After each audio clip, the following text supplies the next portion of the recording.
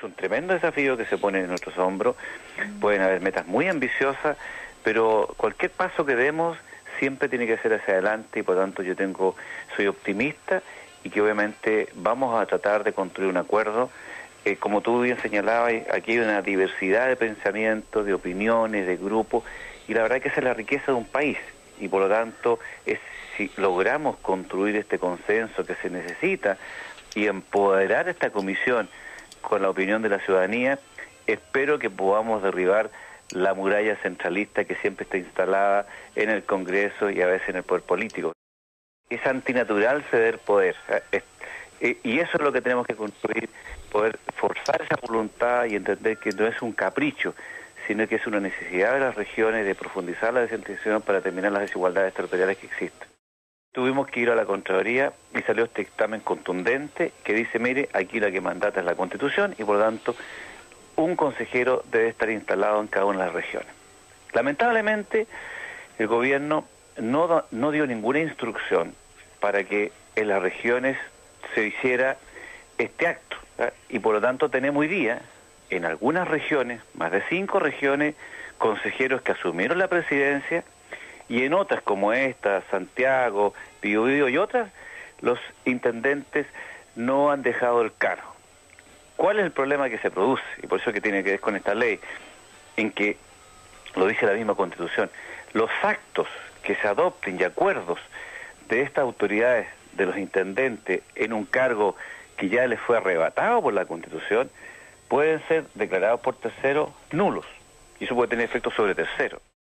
El proyecto que se debate en la Comisión de Gobierno Interior de la Cámara, que fue aprobado en el Senado, le otorgaba cierta atribución y gasto de representación, lo empoderaba un poquito más al presidente del Consejo, le permitía gasto de representación en los actos que él pudiera ejercer mandatado por el cuerpo colegiado.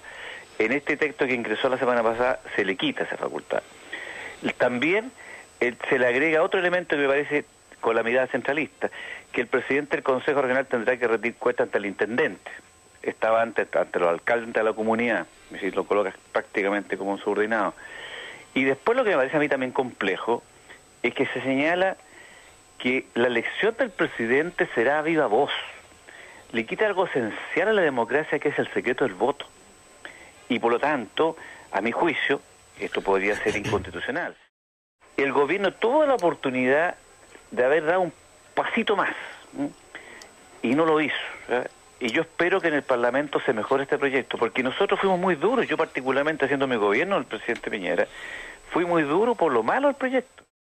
Yo he estado intentando varias veces de ir a las comunidades, a las juntas de vecinos, a explicar de qué se trata la administración regional, y la verdad es que la gente le cuesta entender este diseño que nosotros tenemos en Chile, porque en primer lugar tenemos que tener presente de que en la descentralización administrativa que nosotros tenemos un intendente que representa al poder central, incorporado en la institucionalidad regional, que por la naturaleza jurídica que ella tiene, debiera ser independiente del poder central. Entonces, tenemos ahí un mix, tenemos un híbrido que está compuesto por autoridades desconcentradas a nivel central y autoridades descentralizadas. Entonces, es muy complicado este asunto. Varios seremis que son dependientes del intendente cuando están ejerciendo competencia de gobierno regional,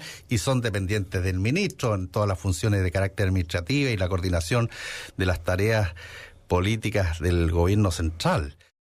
También he encontrado positivo que las mismas regiones empiezan a elegir sus presidentes regionales, algo que ha puesto feliz a todos los regionalistas del país. Yo he escuchado y he visto los correos electrónicos en las redes cómo ha habido una algarabía por esta situación y una suerte de despegue del proceso descentralizador, que presidentes elegidos por sus propios pares puedan empezar a tener vida en el mundo regional. Es una cosa importante.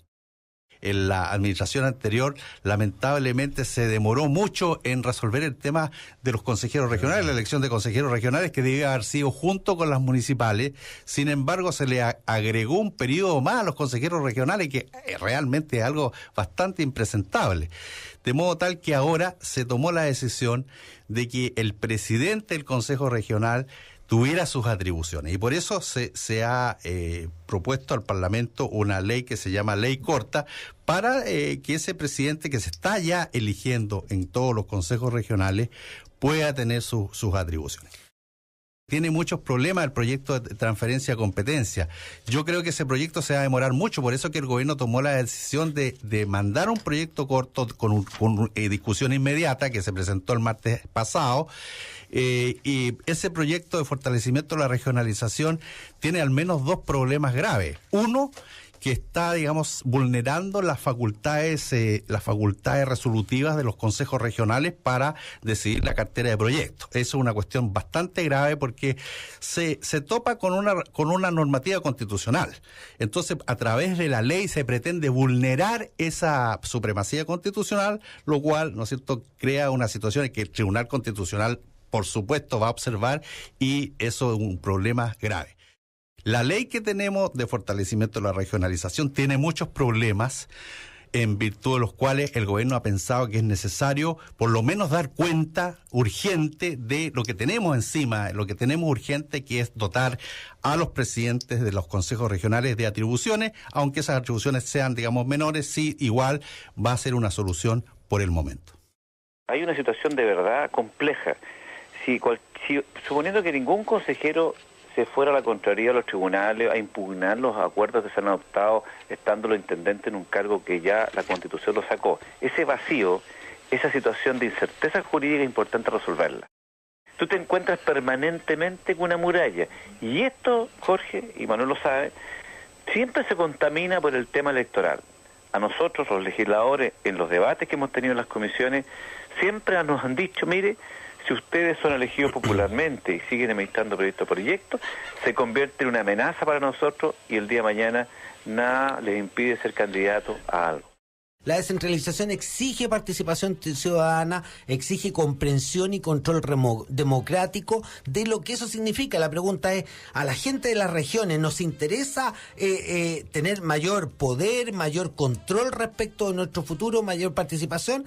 Ese es un tema más complejo que tiene que ver con la forma de Estado, la forma como nos organizamos. Recordemos que nuestra división en regiones es una división bastante antigua, por el año 1974, la CONARA, y que tenía otro efecto, y además en otro país, con otras condiciones.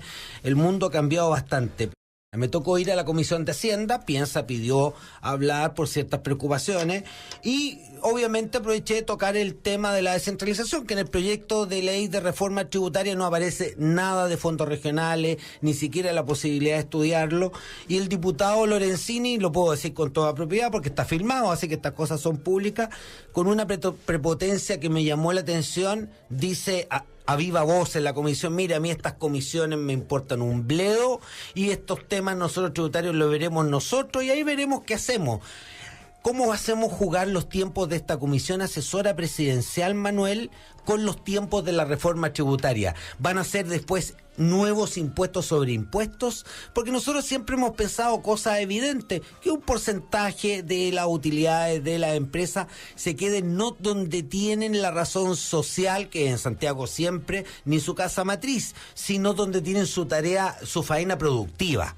Dónde está el puerto, dónde está el fundo, dónde está la mina, para que las regiones, además, nosotros seguimos exportando pura materia prima, pues estos son recursos que se acaban, se agotan, y a las regiones les estamos sacando lo mejor, pero no les devolvemos mucho. ¿Cómo ves tú este tema en la reforma tributaria y la posibilidad de que las regiones tengan ciertos presupuestos, Manuel? Primero quería yo hacer un comentario sobre lo que dice Lorenzini, porque la opinión pública tiene que saber que, claro, los parlamentarios siempre tratan de resguardar sus potestades de la legislación. Entonces, cuando se forma una comisión, esa comisión justamente muchas veces sus resultados son propuestas legislativas, igual que los parlamentarios. Entonces, esto no le gusta mucho a los parlamentarios. Yo espero que esta comisión de descentralización sea, digamos, una comisión que haga recomendaciones que se traduzcan en reformas constitucionales y legales que también hagan participar a la comunidad, como ha dicho Jorge, a mí me parece eso central, la descentralización. Uno de los problemas que hemos tenido es que no hay en Chile una cultura de la descentralización y el desarrollo regional, de modo tal que la gente siempre habla de los temas nacionales, y ese es una parte de la vida cotidiana de la política. Pero de los temas y los problemas territoriales se habla mucho menos, de modo tal que ese es un gran impedimento para el desenvolvimiento de un movimiento regionalista que diga cosas y esas cosas sean escuchadas y esas escuchas sean materializadas en proyectos, ¿no es cierto?, y afecten o beneficien a la comunidad. En la medida que los órganos representativos de la comunidad regional, en este caso el gobierno regional, pueda tener autonomía para decidir sobre sus fondos, en esa medida estamos acercándonos más justamente a los servicios que esta administración pueda prestar y la satisfacción de los usuarios de nuestra comunidad. Lo que nos ocurre en este momento con el actual diseño es que nosotros en los gobiernos regionales recibimos transferencias del nivel central, pero esas transferencias del nivel central son absolutamente condicionadas y muchas veces encuadradas en políticas sectoriales que tienen los propios ministerios. Entonces, muchas veces no se puede realizar con esas transferencias los objetivos que la propia estrategia de desarrollo regional se ha determinado. Entonces, no hay una conexión entre inversión y los objetivos regionales. Entonces, por esa razón es que es bien importante esto de crear impuestos territoriales, impuestos regionales, que nos permitan entonces hacer una caja que vaya justamente a cumplir esto de tener conexión con los objetivos que nos planteamos y esos objetivos nosotros pensamos que nuestra estrategia de desarrollo regional es una estrategia que se ha pensado con la comunidad y por lo tanto los problemas que tenemos y que hemos detectado pueden solucionarse a través, digamos, de las inversiones que nosotros autónomamente en los gobiernos regionales podemos resolver. Tienen razón en algunas cosas, que tendremos que tener mucha capacidad regional de control, de gestión, de eficiencia, de rigor, porque con las platas públicas no se juega, pero también hay cierto, entre comillas, mitos, porque cada vez que dicen entregar recursos a regiones, dicen, pero miren Argentina, pero miren las comunidades autónomas, pero uno puede decirles también, pero miren Colombia, que ha sido un exitazo. O sea, el tema de los dos grandes o tres grandes preocupaciones, mire, si le damos las plata a las regiones, se van a robar la plata, primero. Segundo, que yo lo encuentro primero impresentable, demasiado simplón, estas cosas no son así, se van a robar la plata. Segundo, la van a gastar mal, y ahí me quiero referir a un tema del core, que yo creo que es todo un avance, que hoy día no estén aprobando proyecto por proyecto los fondos regionales, sino que como paquetes de fondos regionales, porque se daba eso también, Manuel, de que el core de determinada comuna trataba de aprobar un proyecto y se perdía una lógica de seguir una estrategia regional con los fondos regionales, que además son un 10% lo que se invierte en la región solamente. Y el gran tema, y he escuchado a sectores que cuidan mucho la economía, lo cual me parece muy sano, decir, se pueden perder las reglas fiscales, las reglas de oro, estos grandes acuerdos en materia de endeudamiento, en materia de política en periodos contracíclicos, pero conversábamos en los comerciales que esto también puede ser parte de esta reforma para hacer una descentralización efectiva y prudente. Nadie está pensando hacer tonteras al respecto. Por ejemplo, en Perú, que ha habido un proceso de descentralización bastante avanzado, mucho más que el nuestro, se han establecido reglas fiscales muy estrictas, las cuales a través de las normas jurídicas expresan varias limitaciones y restricciones para que justamente los gobiernos regionales, los niveles intermedios, no se pasen y afecten los factores y los equilibrios macroeconómicos que son temas, digamos, de fundamental importancia para la buena gestión de la administración nacional. Claro, en el caso de Argentina y Brasil no tenían esos controles y por lo tanto les pasó lo que les pasó.